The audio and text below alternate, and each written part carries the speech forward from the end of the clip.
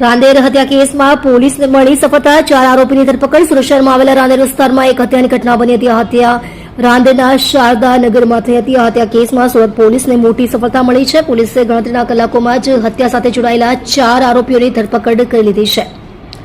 ઘરકંકાસમાં સમાધાન કરવા ગયેલા પતિના મિત્રની હત્યા તેની પત્ની અને ભાઈઓએ મળીને કરી હતી.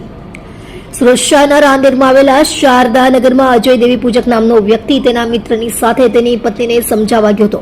ઘરકંકાસ મુદ્દે સમજાવવા ગયેલા પતિ અને તેના મિત્ર અજય અને મિત્રની પત્ની અને પત્નીના ભાઈઓની વચ્ચે ઉગ્ર બોલાચાલી થતા મામલો બિચકાયો હતો.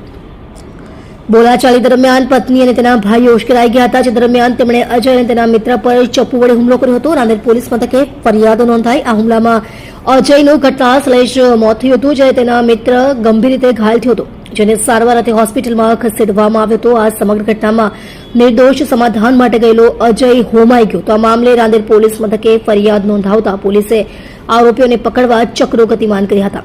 પતિના આડા સંબંધોના કારણે ઝઘડા મામલે રાંદેર પોલીસ દ્વારા તાત્કાલિક કાર્યવાહી કરવામાં આવી હતી. પોલીસે અજયની હત્યા કેસમાં 4 આરોપીઓની ધરપકડ કરવામાં આવી છે. પોલીસે પત્ની, તેના ભાઈ અને અન્ય 2 શખ્સોની ધરપકડ કરી લેવામાં આવી છે. પ્રાથમિક તપાસ વચ્ચે પતિના આડા સંબંધોના કારણે પતિ પત્ની વચ્ચે અવારનવાર ઝઘડા થતા હતા. ગતરોજ પણ પતિ પત્ની વચ્ચે ઝઘડો થયો હતો, જે બાદ આ હુમલાની ઘટના બની હતી.